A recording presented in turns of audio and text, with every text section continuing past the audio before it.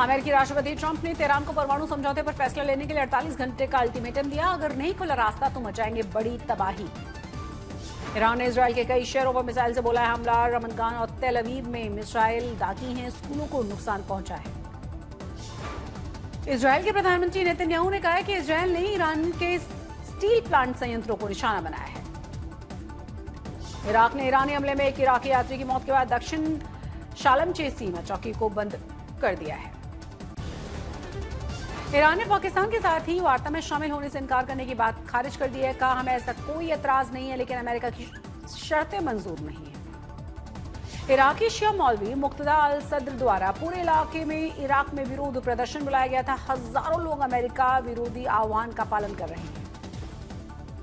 Secretary Marco Rubio ने कहा है कि हमीदे सुलेमानी अफशार और उनकी बेटी का लीगल स्टेटस खत्म कर दिया गया है। दोनों अब आईसीई की कस्टडी में हैं और जल्दी देश से निकाल दिया जाएगा। ईरानी विदेश मंत्री अब्बास अराक्ची ने यूएन को लिखे पत्र में कहा बस परमाणु संयंत्र के पास हमले के बाद क्षेत्र में रेडियोलॉजिकल रिसाव का जोखिम बढ़ गया है। अराक्ची ने कहा है कि अगर हमले जारी रहे तो पूरे मध्य पूर्व क्षेत्र के लिए खतरनाक साबित होगा। मानव स्वास्थ्य और पर्यावरण पर भारी नुकसान। ईरान के दक्षिण पश्चिम में स्थित बुशहर परमाणु प्लांट परिसर के पास गिरा था प्रोजेक्टाइल। साइट की सुरक्षा टीम के एक सदस्य की मौत हुई। यूक्रेन के राष्ट्रपति जेलेंस्की ने तुर्की में इस्तांबुल से एर्दोगन से मुलाकात की। लोगों की सुरक्षा, स्थिरता और यूरोप के साथ साथ मध्य पूर्व में सुरक्षा गारंटी पर चर्चा। इटली के प्रधानमंत्री जॉर्जिया मेलोनी ने रियाद में सऊदी क्राउन प्रिंस मोहम्मद बिन सलमान से मुलाकात की। कतर और यूएई ने नेताओं ने भी मुलाकात की खबर।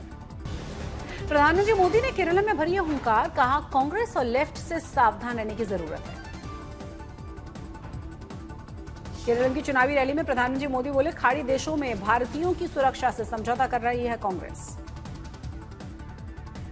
प्रधानमंत्री मोदी का केरल में सत्ता परिवर्तन का दावा। प्रधानमंत्री मोदी बोले 4 मई को बनेगी एनडीए की सरकार।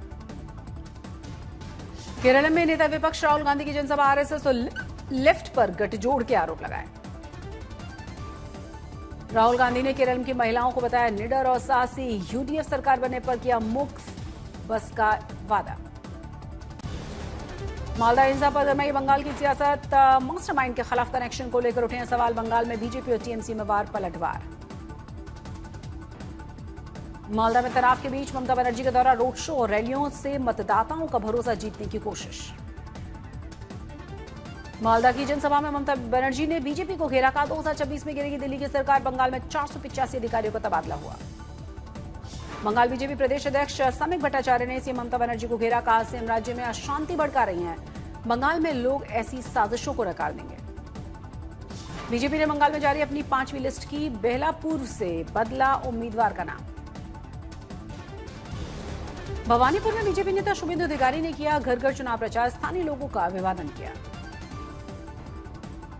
बीजेपी नेता और पूर्व टेनिस खिलाड़ी लिएंडर पेस के कंधों पर 2036 ओलंपिक की जिम्मेदारी। का बंगाल से शुरू होगी खेलों की नई क्रांति। भवानीपुर में अमित शाह के रोड शो के दौरान हंगामा। बवाल के बाद डीसीपी समेत 4 अधिकारी निलंबित। असम का सियासी रण। राहुल गांधी की रिमोट कंट्रोल वाली बात पर सीएम हेमंत का पलटवार। कहा यूसीसी का असर आदिवासियों पर नहीं होगा।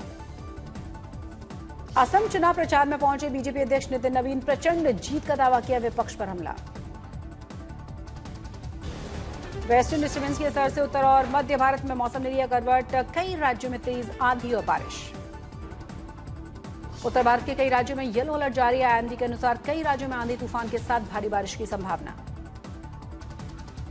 उत्तर प्रदेश में वेस्टर्न डिस्टर्बेंस का असर नजर आया। राजधानी लखनऊ में कई इलाकों में जोरदार बारिश। जम्मू कश्मीर के लिए भी ऑरेंज अलर्ट जारी। बारिश के साथ बिजली गिरने की आशंका। दक्षिण भारत के कई इलाकों में भी वेस्टर्न डिस्टर्बेंस ने बदल दिया है मौसम। तमिलनाडु और केरल में जोरदार बारिश। राजधानी दिल्ली में आज भी बारिश को लेकर अलर्ट। कई इलाकों में तेज हवाओं के चलने की संभावना। दिल्ली एनसीआर में बारिश के चलते तापमान में दर्ज की गई है गिरावट। वायु गुणवत्ता सूचकांक में भी सुधार। वेस्टर्न डिस्टर्बेंस के चलते उत्तरकाशी में भी मौसम ने करवट ली। निचले इलाकों में भारी बारिश। ऊंचाई वाले इलाकों में जोरदार बर्फबारी। गंगोत्री और यमुनोत्री धाम में मौसम ने करवट ली। देर शाम से शुरू हुआ बर्फबारी का दौर। गंगा जी के शीतकालीन प्रवास मुखवा में जमकर बर्फबारी हुई। तापमान में दर्ज की गई है भारी गिरावट। मशहूर टूरिस्ट स्पॉट गुलमर्ग में दोबारा शुरू हुआ बर्फबारी के दौर, सैलानियों ने खुद खुशी जताई। बद्रीनाथ के ऊंचे इलाकों में ताजा बर्फबारी हुई है, तापमान में गिरावट।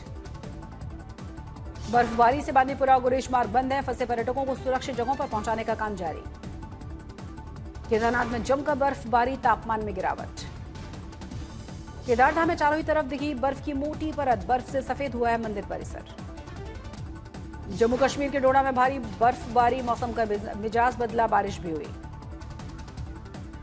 बारिश के बाद जम्मू कश्मीर में कई जगहों पर लैंडस्लाइड भी, NH-44 पर गिरे हैं पत्थर, दोनों ही तरफ से ट्रैफिक बंद।